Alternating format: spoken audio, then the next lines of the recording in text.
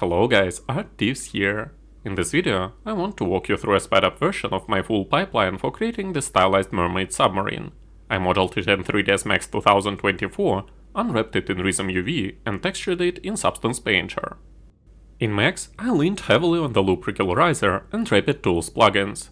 For texturing, I used an awesome free smart material by Fred Taylor. I'll drop the link in the description and pinned comment below. As usual, the video is running at 4x speed. I slowed down the parts where something new happens and cranked up the speed on repetitive stuff you've already seen. If you want to follow along, slow the video down via YouTube's settings, throw on some music you like, and lean on the subtitles. Also, if you are enjoying the content, please be my guest and hit that subscribe button for more stylized 3D modeling. A quick word about the model itself. This kind of prop is perfect for indie games where speed matters more than perfect optimization. The whole thing sits under 15K police. That said, I completely skipped some proper pipeline steps. No high poly bake to low poly, no clean manual retopper, nothing. The UVs are honestly terrifying and super lazy, but I love how it turned out, so I'm giving myself a pass this time. I built it pretty fast, didn't use any real references except for a terrible mid-journey image of a mechanical octopus and my fuzzy memory of that biomorphic Gungan sub from Star Wars Episode 1. I didn't rig or animate it, and I am not planning to anytime soon, but I did set it up so it could be animated pretty easily. For example, the rear pedal fins that are attached to the main propeller would get 3 bone chains. The prop itself would just spin, the fins could flap side to side a bit. Obviously, everything should have been looped nicely. The lower tentacles would contract together to push the sub forward and double as weapons or interaction tools. I'd throw bones in the eyeball stalks too, so they can check objects. The big side fins are mostly for looks and maneuvering. Basically, I concentrated most of the poly count in the tentacles and fins, so they can deform cleanly without twisting artifacts. Quick tip for indie devs: too many cylinders will murder your poly count. For vegetation or thin pipes and antennas, never go above 5 to 6 sides. For thicker stuff, 8 sides is my sweet spot, super easy to generate from any vertex. The trick: chamfer the vertex, scale it into quad, tessellate, delete interfaces, turn into a perfect circle with loop regularizer or rapid tools. The big fins got about 1k polys each and 24 sides because I wanted them super smooth. The smaller fins actually have even more, they could have been optimized honestly. The tail tentacles sit at around 300 polys with 8 sides each, so they bend cleanly. We'll dive deeper into those when we get to that part of the video. The model is split into 8 separate elements: the main body, the rear rotor, 2 tail tentacles and 4 fins. I did that so I could animate the floppy bits with past deform if I ever feel like it. I personally prefer that over bones sometimes, but it's all about what works for you. The rotor is separate so it can spin obviously. The main hull is one piece, not a big deal. If I wanted to bolt on extra tanks, ladders or whatever, I could just let them intersect. Texturing wise, I gave the hull a 2K set with a 16 pixel padding. Rendered at 4K for the beauty shots, you barely notice the difference. Fins got 1K. The hull has some overlapping islands to save space, the fins are clean. No transparency anywhere, so I didn't need separate glass elements or materials. Little tip for beginners: I always start with a half cube, bring the other half back with Symmetry, slap on Open Subdiv plus Turbo Smooth, turn on Show End Result, and model on the base editable poly. Super fast mirrored workflow. Side note: I often model just for fun or as personal concepts, and this is one of those. That's why I didn't use proper references or worry too much about scale. In a real project, I'd park a diver or a character next to it to make sure someone can actually fit inside or climb through a hatch. Scale is everything, otherwise your assets just floats in limbo and never feels right in a scene. Also, think about what's actually visible. If the sub is always underwater, why waste polys on perfect topside details? Conversely, if it surfaces sometimes, maybe it's a good idea to split the model so the waterline makes sense. I think that good hero assets, just like good sculptures, should have at least 5 to 6 unique interesting angles that each tell its own unique story. This isn't the case of this sub, however. One downside of Open Subdiv on ERMs is that you are stuck with powers of 2 circles, 8 sides, then 16, then 32, etc. So you either do manual retopology, Steel King, remesh, also retopology on simple shapes, or just leave with 16 sides when 10 to 12 would have been fine. I didn't use auto-read topology here, but if I did, I'd do it right after collapsing Open Subdiv, once all the holes are cut, but before increasing their detail. Open Subdivision in Max is the closest we get to 3D sculpting. After collapsing the stack, I run Loop Regularizer on every hole, integrate them into the flow, and use Select and Place with Vertex Snapping option enabled to drop eyes, bolts and other decorative elements right into their attachment points. What I'm showing here is the most basic and fastest way to block out a technical base shape and then treat the model like Lego, attaching extra details to each prefabricated orifice. I add new loops with the Insert Edge Loop tool while holding the Shift key. This makes 3ds Max respect your existing edge flow. I don't want to increase poly count too much, so most hard edges only get a single supporting chamfer. I only used Propeller for attaching the top edge, the one with the wolf. The Rapid Tools plugin helped me cap the rear hull with a slightly organic shape. Even after collapsing the stack, I keep working on one side only until symmetry gets broken, like adding the antenna. Then I clean up topology. Just nudging vertices with edge constraint function enabled often fixes a ton. Also, I try to surround every intersection with a ring of near square quads and give almost every hard edge that single chamfer. Just make sure it's not too tiny relative to the model. I often thin out supporting loops. To do it, just insert a new loop between two existing loops while holding the Shift key, then delete the old ones. Triangles are totally fine anywhere that won't deform or cause shading issues. Flat surfaces, go wild. Just avoid them if you are building lots that require clean quads. We don't want to put some random triangles on some parts of the model that will deform and get affected by animation. Sure, this pipeline can absolutely be improved, and if I were redoing the whole thing from scratch, here's what I'd change. First and most importantly, I'd use automatic retopology, not for a full clean retopo, but specifically to knock down the poly count on all those holes. The top camera ports and eyeball stroke sockets could ideally stay at 8 sides max. The hedge can live with 12 to 16 sides, and pretty much every other hole would be fine with 10 to 14, way larger and still perfectly round after subdivision. Automated retopology absolutely hates tiny delicate chamfers and thin details, so you have to run it before you start adding any of that stuff. The cool thing is it plays super nicely with both Open Subdiv and Pro Boolean. You don't have to touch or clean the topology beforehand at all. The downside, built-in auto-retopo in Max or even in Blender or Maya doesn't give you the precise control that some paid topology tools do. There is no force exactly 12 sides around this hole option. So you just keep tweaking the target poly count and rerun it until every circle lands on a number you're happy with. A bit of trial and error, but it literally saves hours compared to doing it manually. Option 2. The proper high-end route. Crank TurboSmooth or Open Subdiv iterations to 3 to 4, so you get insane detail while modeling. Then do some sculpting in Blender or ZBrush, and finally make a clean manual retopology on a low poly cage, then bake everything down. That's the gold standard for anything that has to look perfect up close. Option 3. The cheap and cheerful indie hack. Stay completely non-destructive the whole time. Never collapse the stack. Never add triangles. Never go into full editable poly chaos. Just keep one version of the model with the TurboSmooth iteration set to 1, your final game mesh, and bake the beauty detail from a copy that has iterations set to 3 or 4. This way you get gorgeous high poly bakes with almost zero extra work and perfectly clean low poly that's ready to go. You can even use different versions of the model as load groups in some cases. So yeah, lots of ways to make this faster, cleaner and lighter. Pick the one that matches your deadline and quality bar. When it comes to stylized modeling, I absolutely love going for slightly cartoony, exaggerated and sometimes downright caricature-like shapes. As you've probably noticed, I'm not obsessed with ultra-optimized topology, and that actually fits my style perfectly. It lets me completely ignore tiny, delicate details and super thin elements. Here's the thing, if you add refined, high-density geometry in one area, the eye gets drawn straight to it, and everything else instantly looks empty and neglected. On the flip side, with cartoonish details you can almost never make things too thick or chunky, that's a feature, not a bug. Basically, the simple workflow I use lets us block out the main silhouette in real time and in a completely non-destructive way.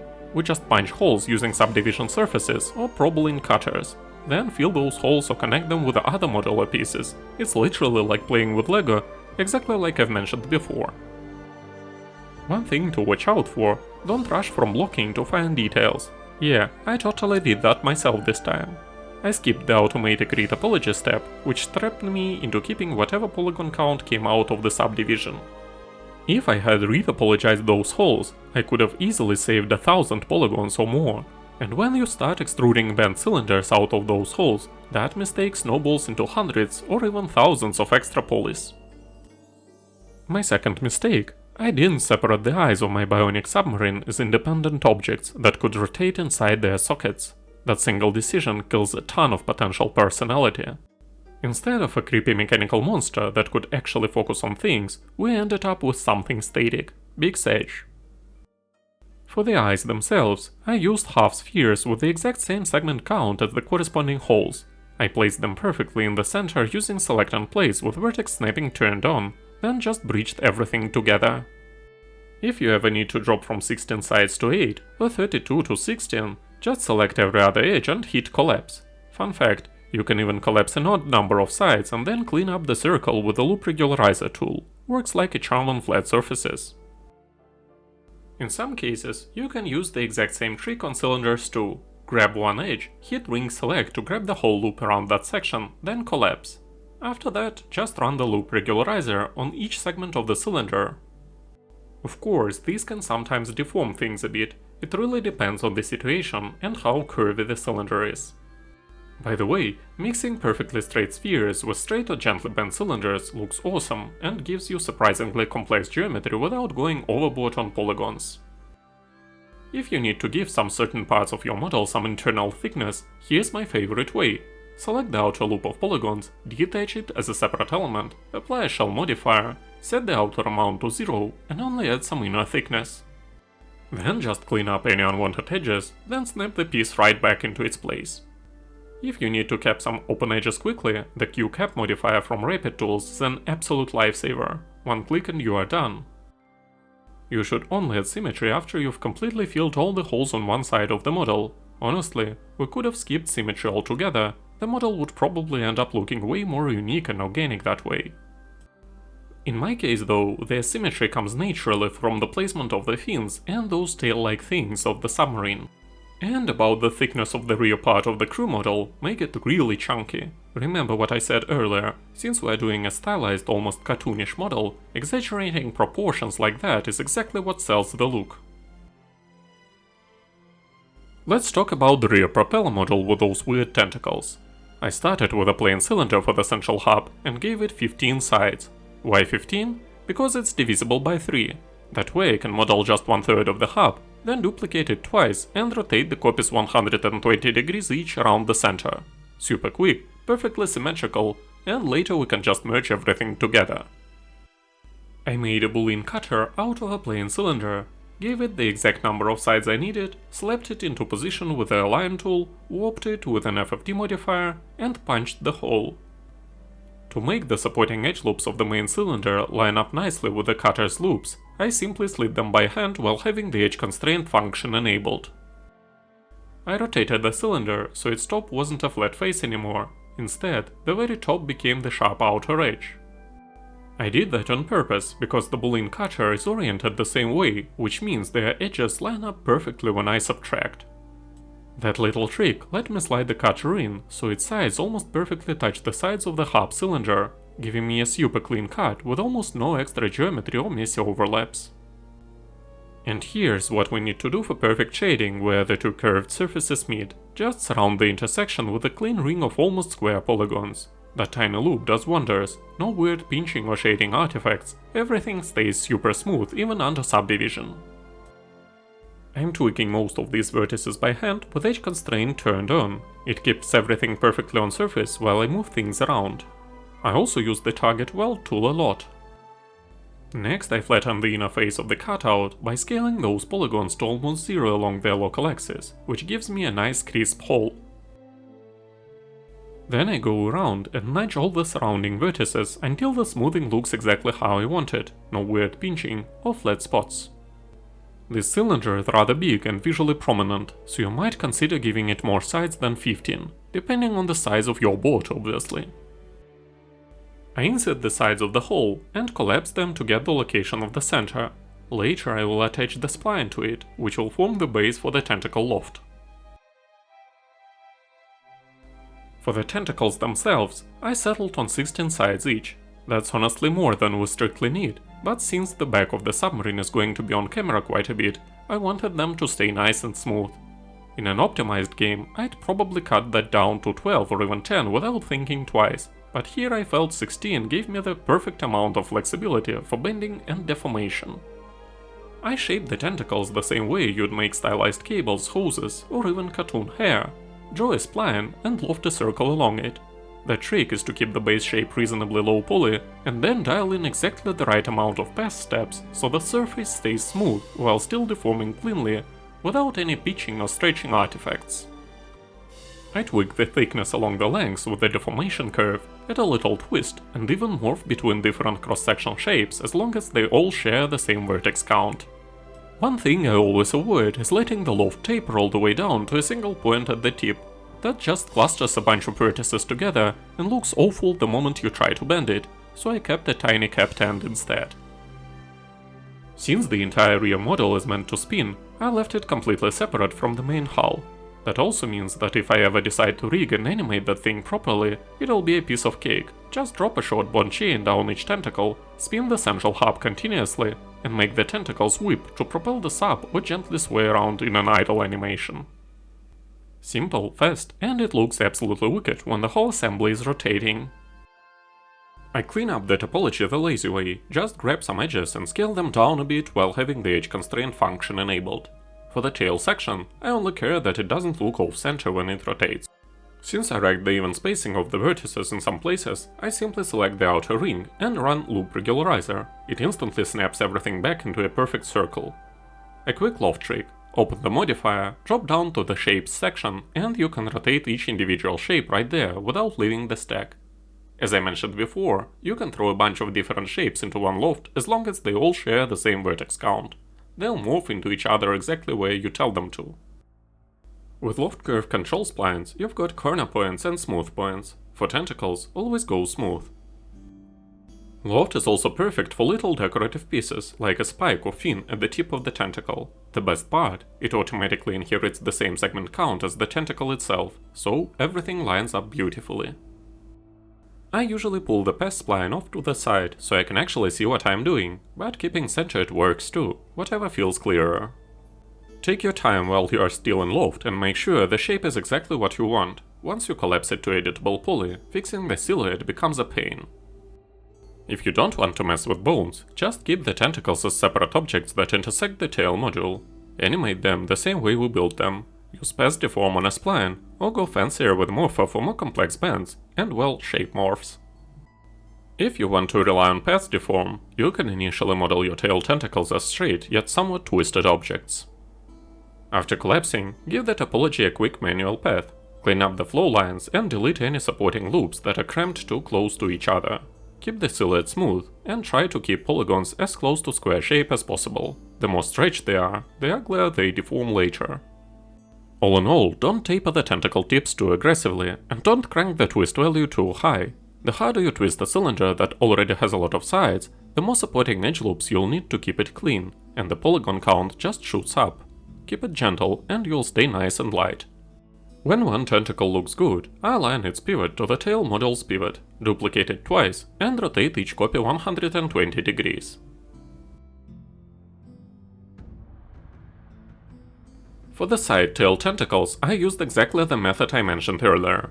I kept them as separate objects that just intersect the attachment points. First, I bent the mounts themselves a bit to give the submarine a couple of nice curves.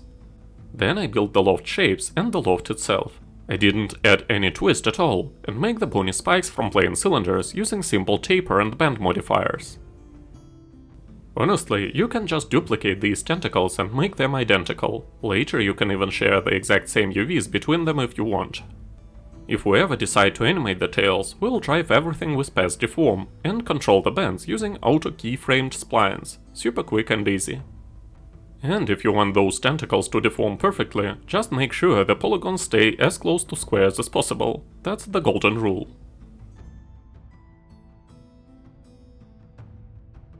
Now for the fins.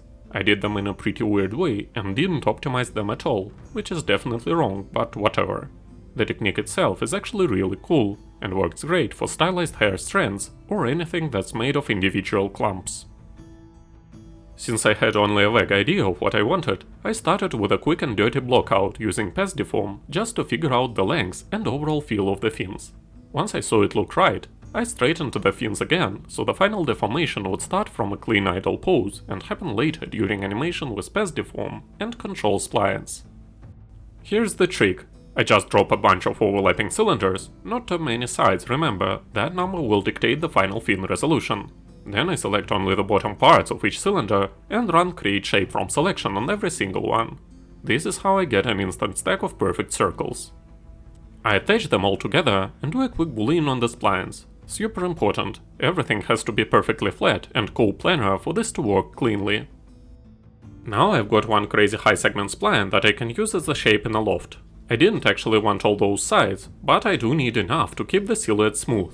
The rule is simple, keep only what you need, because too many strands in one object will send the poly count to the moon without making it look noticeably better. Our model has 0 tiny details on purpose, let's not ruin that now. Obviously, smaller fins get fewer segments than the big ones. And that's literally it. From here, it's the same old loft routine we used for the tails and tentacles. Like I said, the very first thing I did was a blockout to nail the length. Once I was happy, I straightened them out so the deformation starts from neutral and only kicks in or if someone animates it later. The actual fins are just 2 shapes in a loft. First, a plain circle that matches the segment count of the next shape, then the crazy boolean spline we just made. I tweak the loft scale and twist curves until the taper feels nice, collapse to editable poly, and give the topology a quick comb so most faces are as close to squares as possible. And done. This method might seem a bit weird, but it works, and now you've got fins that are ready for animation without any shading artifacts. Of course, you may want to spend a lot more time planning the main loft object the way it doesn't send your poly count through the roof. Like I said earlier, we don't want to actually attach the fins to the submarine's body. If we did, we'd be forced to rig and animate them with bones, and I much prefer keeping everything controllable with Path Deform. Right now the fin is curved, but I don't want to keep it that way, so I straighten it and remake it completely for it to become a neutral straight object that can be bent later with Path Deform or mirrored to the other side without any hassle. I make 2 different fins, one big, one small, and just copy them across to the opposite side. Their curved trajectories is what gives the whole submarine its subtle asymmetry. In this video, I'll cut out the part where I built the second fin. It's literally the same process as the first one, just a different loft shape, path spline, size, bend, and scale curve. Nothing new to see here.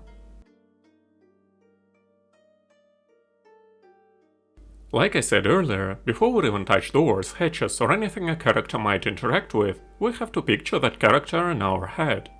There's nothing worse than a hatch that's either comically huge compared to the pilot, or so tiny the poor guy couldn't squeeze through with a crowbar. Next question, do we actually want this stuff to move? Do we want the hatch to open, the valve to spin, etc.?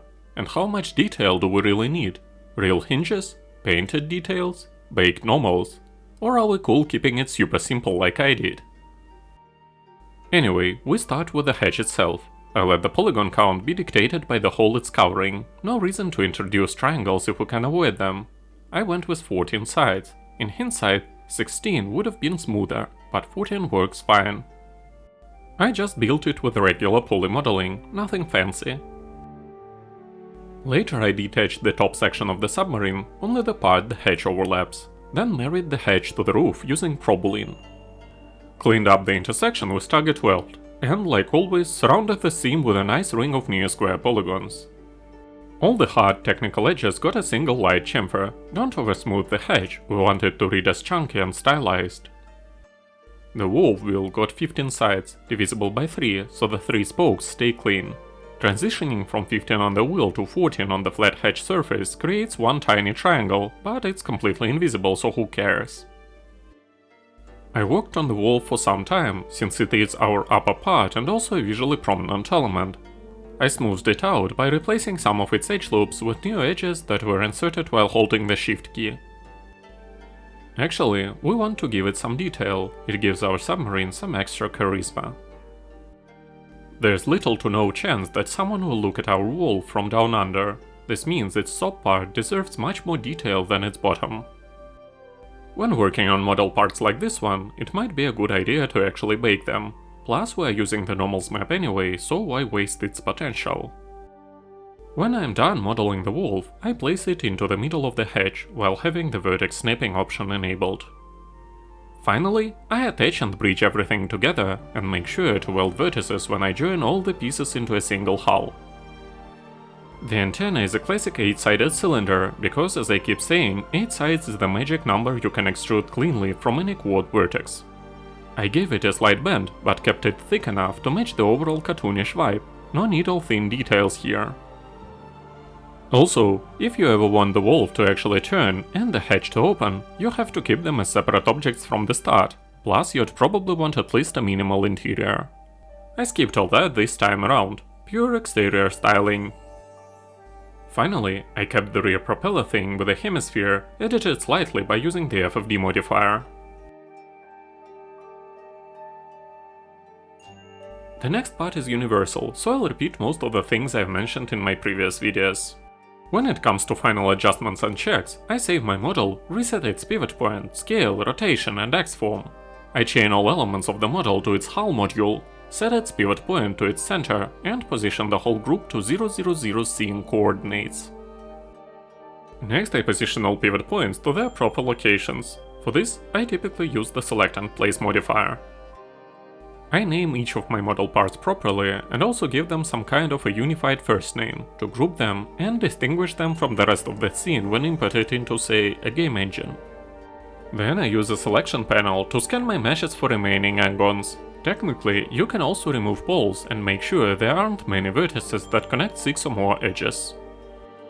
Next, I use the 3ds Max's xView tool to scan my model for some overlapping or isolated vertices and open edges. The hull module had some isolated vertices, a well-known 3ds Max's bug. I made a simple sphere, named it after the hull module, and attached the hull module to it, then deleted the sphere. Normally, it settles this problem completely. If not, you might actually want to select those isolated vertices and simply delete them. Finally, I proceed to assign my smoothing groups.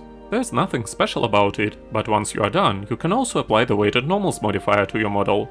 Just make sure to set smoothing groups meticulously, and mind that they will impact unwrapping.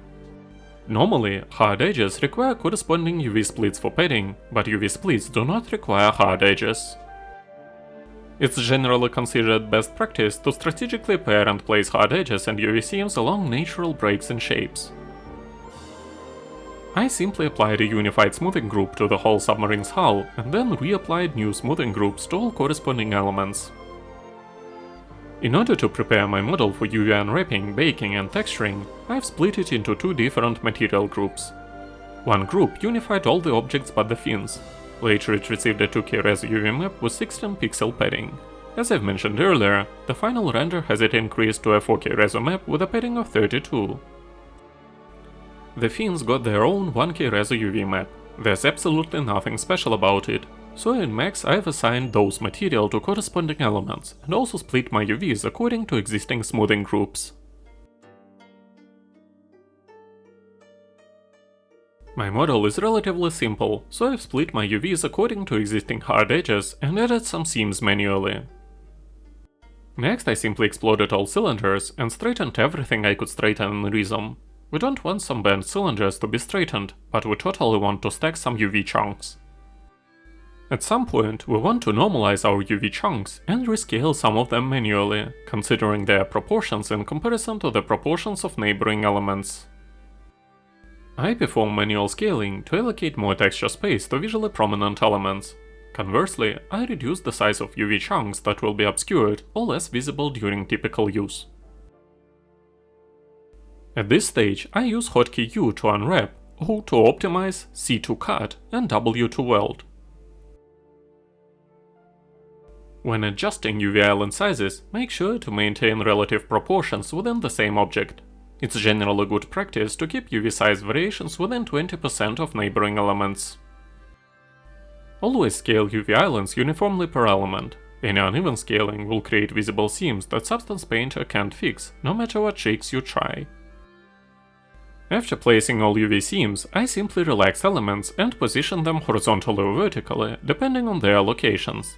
I mostly rely on Rizom's Optimize tool, or hotkey, and also its straightening algorithm. I don't straighten most tapered cones like the rear tentacles of our Submarine. If you want to apply some organized patterns like say stripes to some pipes, make sure that those pipes are actually straightened. Strategic UV seam placement is key. We can either position them along accessible edges for easy Substance Painter repairs with the clone stamp tool, or hide them in less visible areas.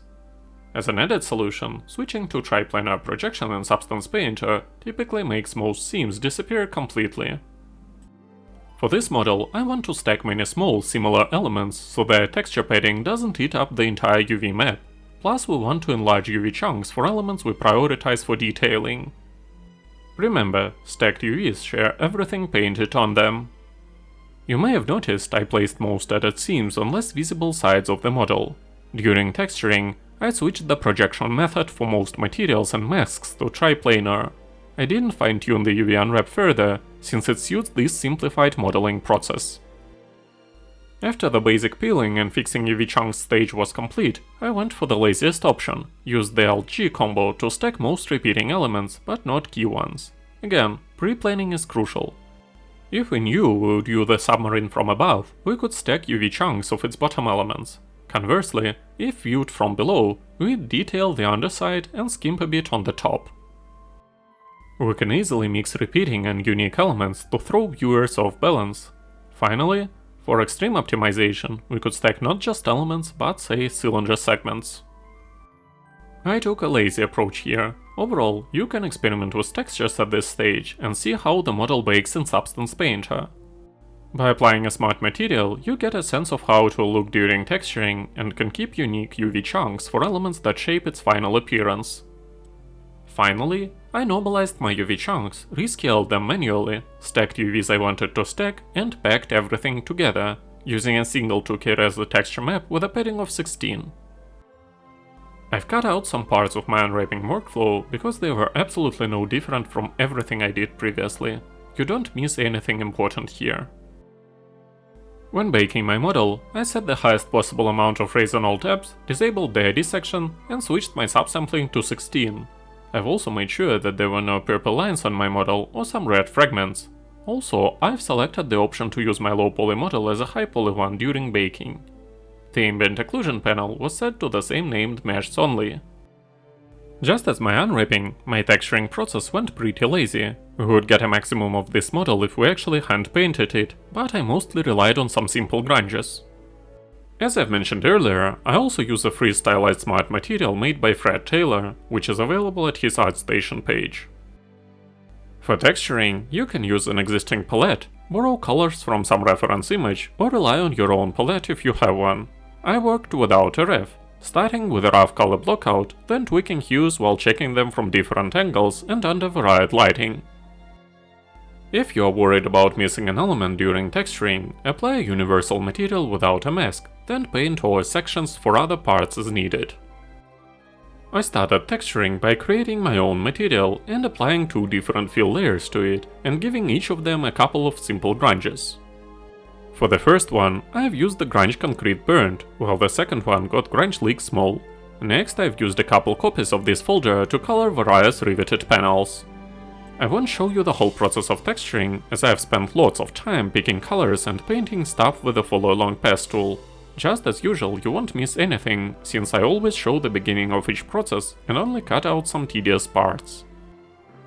Next, I've created some rusty borders by adding a rust layer, giving it a negative height value, and then painting panel borders by using the follow along pass tool. I have a separate video explaining this process and also the process of adding rivets. Remember, you can always switch the follow along pass tool to fill pass tool to paint some panels. I toggle some vertices to smooth and balance them with corner vertices to create some weird, almost chaotic pattern. The model's key details come from the stylization tool. Everything else I do is just prep for it. That's why the process might seem basic. There is no need to layer complex artistic grunges with another filter. I organized several folders with my base material, giving each of them different colors that fill different parts of the model. Whatever materials or masks you use, switch their projection method to triplanar.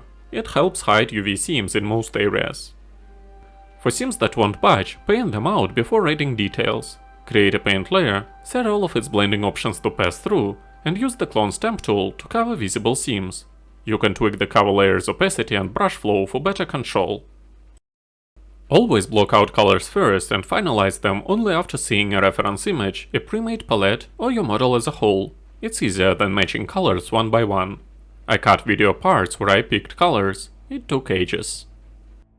For beginners, dark and muted colors are easier to handle than bright ones, which require careful selection. Most folders were set up as follows. I created a folder with a material that fills the corresponding layer. The folder received a black mask, and I used UV chunk fill to apply it to relevant elements. Overall, I duplicated the initial folder multiple times, applying it to the elements I wanted to texture. Make sure to periodically switch the environment and lighting settings to see how your model performs under different conditions. In other words, my work at this stage had two phases. First, turning the model into a color blockout, then tweaking colors until I liked the result. So I focus on masks, grunges and fill layers whose colors I can adjust anytime. Most rubber parts, such as eye stalks, received the standard rubber dry smart material. I used two versions of the same material in different colors, but for the second one I added a hide data layer with a slightly reduced height. For the other one, I also added a mask with a stripes fill layer. The stripes are initially large and tilted at a 45-degree angle. I adjusted the angle to make the stripes horizontal and increased the layer styling. I used this approach for nearly all my robots. Usually, the more grunges a model has, the better, but not in this case, as we rely on an artificial stylization tool and don't want to make the model look too dirty.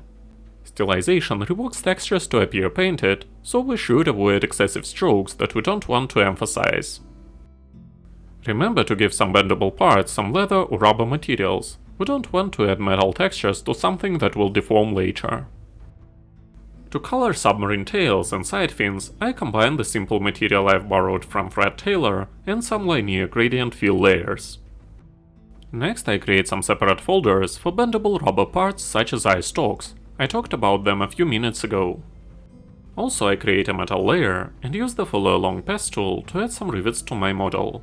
I play with spacing and brush size to set things up. Finally, I applied the stylization tool to some folders, activated the hand-painted preset, and increased the amount of brush strokes significantly. Eyeballs were painted using a layer of plastic, a black mask, and a polygon fill tool. Thinking in retrospect, I definitely should have detached the eyes as separate objects that would be able to rotate in their sockets. The lights used the plastic dusty smart material with the emission channel enabled in the texture set settings menu and added to each material component. I assigned a base color to the lights in case emission is disabled later. I think this covers everything I wanted to mention. Thanks for watching, guys. If my videos are of use to you, be my guest and subscribe to my channel for more stylized content. And most importantly, have a great day.